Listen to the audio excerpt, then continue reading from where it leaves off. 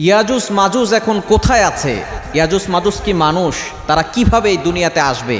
তারা যখনই আসবে তখনই কিয়ামতের আলামত প্রকাশ পেয়ে যাবে। দাজ্জালের আগমনের পরেই যখন দাজ্জাল দুনিয়া থেকে বিদায় হবে তখনই ইয়াজুজ মাজুজ আসবে। এরা কি মানুষ নাকি কোনো প্রাণী এটা আমরা অনেকে জানি না।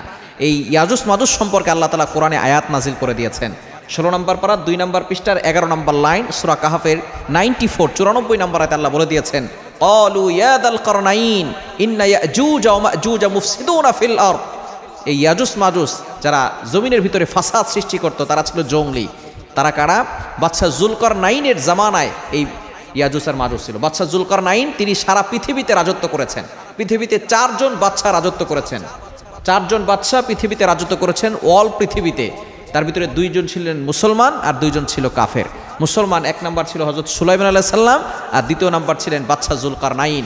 তিনি যেখানেই যেতেন তার সৈন্যবাহিনী এমন ছিল সেখানে তিনি বিজয় লাভ করতেন এবং সারা পৃথিবীতে তিনি রাজত্ব কায়েম করেছেন। এবং তিনি আল্লাহর একজন গোলাম ছিলেন এবং তিনি ভালো আল্লাহওয়ালা একজন ব্যক্তি ছিলেন। আর 2 জন ছিল কাফের যারা সারা পৃথিবী শাসন করেছে। 1 নম্বর হচ্ছে নমরুদ, 2য় নম্বর হচ্ছে বখতে নাসার। এই 4 জন ছিল সারা পৃথিবীর বাদশা। তো বাদশা জুলকারনাইনের সময় ইয়াজুজ আর মাজুজ এরা কারা? এরা কি মানুষ না কোনো যন্ত্র? এটাকে জানতে হবে। এটা হলো মানুষ। নূহ আলাইহিস সালামের বংশধর। নূহ আলাইহিস সালামের 4 জন সন্তান ছিল, হাম, সাম, ইয়াফাজ, কেনান। এই ইয়াফাজের বংশধর হচ্ছে ইয়াজুজ মাজুজ। আমরা অনেকে মনে করি এটা কোনো প্রাণী হবে। নবীজি সাল্লাল্লাহু আলাইহি ওয়াসাল্লাম এই ইয়াজুজ মাজুজ সম্পর্কে জানিয়ে দিয়েছেন এরা যখন আসবে সাগরের পানি সব খেয়ে ফেলবে। পরবর্তী যারা আসবে তারা মনে করবে যে এখানে মনে হয় কোনোদিন পানি ছিল না, এমনভাবে তারা খাবে। এরা খুবই জঙ্গলি। ইয়াফাজ নূহ আলাইহিস সালামের সন্তান ইয়াফাজের বংশধর হচ্ছে ইয়াজুজ মাজুজ। তারা ছিল খুব বর্বর, খুব হিংস্র, মানুষের প্রাণী খেয়ে ফেলতো, মানুষের উপরে নির্যাতন করত, মানুষের উপর অত্যাচার করত।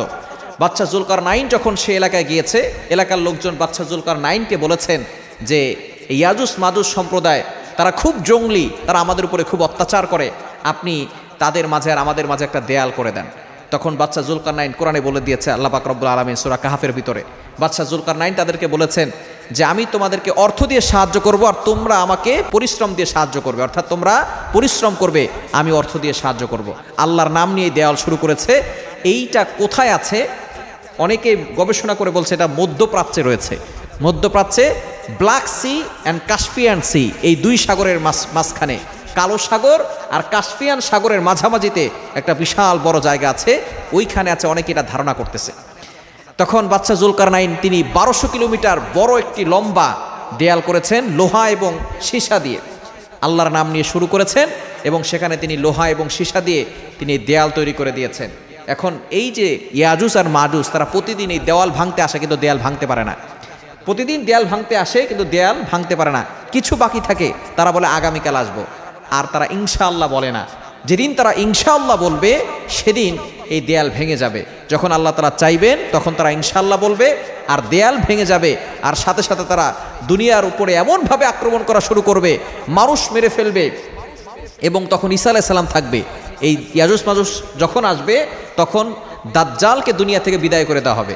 কিয়ামতের সবচেয়ে বড় বড় আলামতের ভিতরে অন্যতম একটা আলামত হচ্ছে দাজ্জাল আসবে। দাজ্জালকে যখন শেষ করে দেওয়া হবে তখনই হযরত ঈসা আলাইহিস সালাম থাকবেন। ঈসা আলাইহিস সালামই দাজ্জালকে শেষ করবেন, দুনিয়া থেকে বিদায় করে দিবেন। 40 দিন রাজত্ব করার পরে দাজ্জাল শেষ হবে, তারপরেই এই ইয়াজুজ মাজুজ দুনিয়াতে আসবে। আসার পরে ঈসা আলাইহিস সালাম পর্যন্ত তাদের সাথে লড়াই করতে পারবে না। তারা এই পরিমাণ হিংস্র আর বর্বর জাতি থাকবে যে তাদের সাথে ঈসা আলাইহিস সালাম পর্যন্ত লড়াই করতে পারবেন না। ঈসা আলাইহিস সালাম তুর পাহাড়ে তার কিছু সঙ্গী নিয়ে সেখানে নিজেকে আড়াল করবেন, নিজেকে গোপন রাখবেন যাতে করে ইয়াজুজ মাজুজ তাদেরকে না দেখতে পারে। আল্লাহ পাক রব্বুল আলামিন তাদেরকে হেফাজত করবেন। নবীজি সাল্লাল্লাহু আলাইহি ওয়াসাল্লাম বলে দিয়েছেন এই সময়টা এতটা গুরুত্বপূর্ণ হবে যে একটা গরুর মাথা তাদের কাছে 100,000 স্বর্ণমুদ্রার থেকেও বেশি হবে।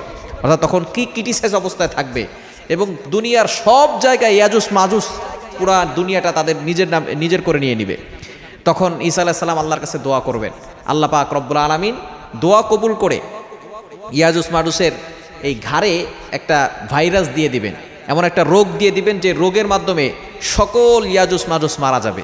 দুনিয়াতে এমন কোনো জায়গা বাকি থাকবে না যেই জায়গায় ইয়াজুজ মাজুজের লাশ থাকবে না, এমন একটা পরিস্থিতি হবে। ঈসা আলাইহিস সালাম আল্লাহর কাছে দোয়া করার মাধ্যমে তারা মরে যাবে। এরপর আল্লাহ পাক রব্বুল আলামিন একটা বৃষ্টি দিবেন, এই বৃষ্টিতে সকল ইয়াজুজ মাজুজকে ভাসিয়ে নিয়ে যাওয়া হবে। আল্লাহ পাক রব্বুল আলামিন দুনিয়াতে ঈসা আলাইহিস সালামের মাধ্যমে আবারও কোরআনের রাজ কায়েম হবে। দুনিয়াতে কোনো কাফের থাকবে না, সকলে মুসলমান থাকবে, সকলে আল্লাহর বান্দা থাকবে, কোনো কাফের আর দুনিয়াতে থাকবে না। এবং যাদেরকে দাজ্জাল ইয়াজুজ মাজুজ আক্রমণ করবে তাদের গায়ে হাত বুলিয়ে দিবে ঈসা আলাইহিস সালাম এবং তারা ভালো হয়ে যাবে। তারপরে যখন ঈসা আলাইহিস সালাম দুনিয়া থেকে বিদায় নেবেন, আস্তে আস্তে মুসলমানদের ভিতরে আবারও মুনাফিক সৃষ্টি হবে, আবারও আল্লাহ তাআলার সাথে গাদ্দারি করা লোক সৃষ্টি হয়ে যাবে। এরপরে আস্তে আস্তে ঈমানদাররা যখন মারা যাবে তখন আল্লাহ পাক রব্বুল আলামিন যারা বদ আছে, খারাপ মানুষ আছে, তাদের উপরে কিয়ামত নাজিল করবেন, কিয়ামত কায়েম হয়ে যাবে।